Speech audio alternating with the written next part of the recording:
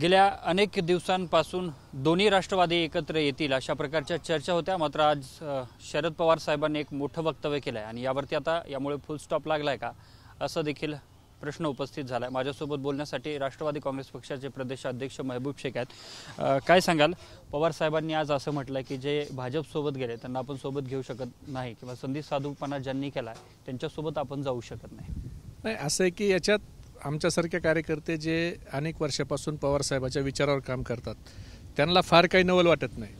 कारण शरद पवार साहेबाचं मागच्या 55-60 वर्षाचं राजकारण जर बघितलं तर ते छत्रपती शिवाजी महाराज, शाहू फुले आंबेडकर, गांधी, नेहरू या विचारावर पवार साहेबांनी राजकारण केलेलं आहे आणि हाच विचार आदरणीय पवार साहेब पुढे घेऊन जात आहेत।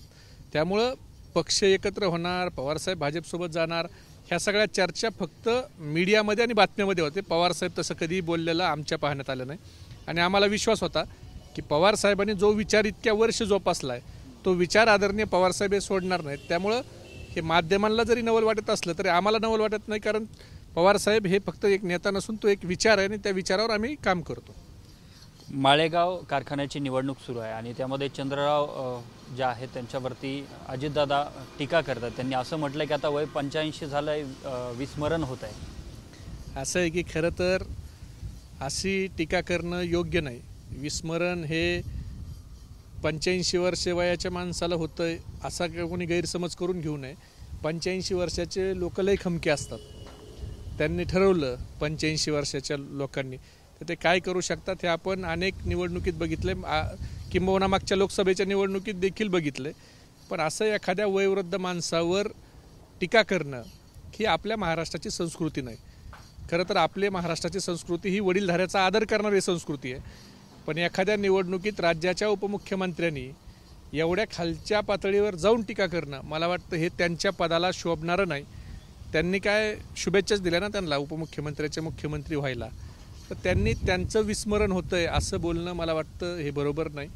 हे कुठंतरी राजकारणात पातळी सोडून वयस्कर माणसावर, ज्येष्ठ माणसावर टीका केली जाते आणि हे बारामतीकरांना पटणारं नाही। कारण याच्या अगोदरही लोकसभेत ज्यावेळेला शरद पवार साहेबावर टीका झाली त्यावेळेला ती बारामतीकरांना आवडली नाही। बारामतीकर हे नेहमी आपल्या वडीलधाऱ्याचा आदर करतात आणि ज्यावेळेला वडीलधाऱ्याचा अनादर होतो त्यावेळेला बारामतीकर योग्य ती भूमिका घेतात।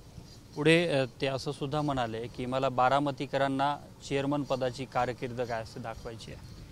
नाही, आता ठीक आहे, ते त्यांचा विषय, काय बोलायचं त्यांनी काय बोलावं हे आपण सांगू शकत नाहीत। पण कारखाना मागच्या 5 वर्ष त्यांच्याच ताब्यात होता, त्यांच्याच आदेशानं सूचनेनं तो कारखाना चालत होता। त्याच्यामुळे त्याचा कारभार कसा झाला हे माझ्यापेक्षा माळेगावातले सभासद चांगले सांगू शकतात। ते पुढे असंही म्हणाले की आता विरोधक असा आरोप करतात की तिकडे मुख्यमंत्री व्हायला गेला होता आणि आता पुन्हा इकडे कसा येतोय निवडणूक लढवायला चेअरमन पदाची। आता ठीक आहे ना, आता विरोधक म्हणल्यावर त्यांनी ती अपेक्षा, उपमुख्यमंत्र्यांनी मुख्यमंत्री व्हावं अशीच त्यांची अपेक्षा जर असली तर मला वाटतं तालुका म्हणून ती काही गैर नाही, उलट ते पुढं जाण्यासाठी त्यांना प्रोत्साहन देत आहेत। पण त्यांना वाटत असेल की ते आता मागे येत आहेत म्हणून त्यांना वाईट वाटलं असेल, तालुक्याचा माणूस पुढे जावा ही भावना त्यांनी ठेवली असेल। बीड शहरामध्ये संतोष देशमुख खून प्रकरणातला मुख्य सूत्रधार असलेल्या वाल्मिक कराडचे वाढदिवसाच्या बॅनरवरती फोटो लागले आणि विशेष म्हणजे अजित पवारांची जी राष्ट्रवादी आहे त्याच्या जिल्हा सरचिटणीसांचा वाढदिवसाचे बॅनर होते। ते असं आहे की वाल्मिक कराड आणि कंपनीच्या मागं सरकार आहे हे पहिल्या दिवसापासून बीड जिल्ह्यातल्या अगदी लहान शेंबड्या पोराला पण माहिती आहे।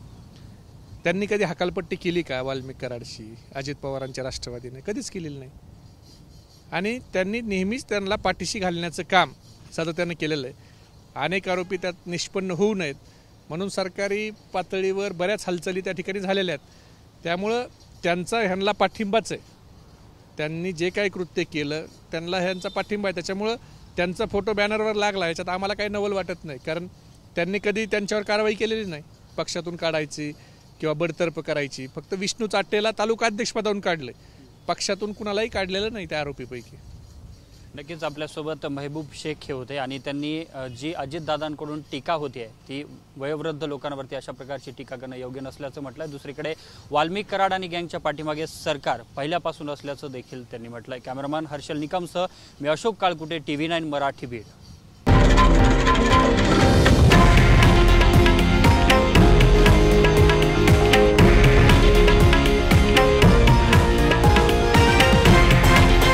हे आहे देशातील नंबर 1 न्यूज नेटवर्क आणि आपण पाहत आहात TV9 मराठी, एकमेव.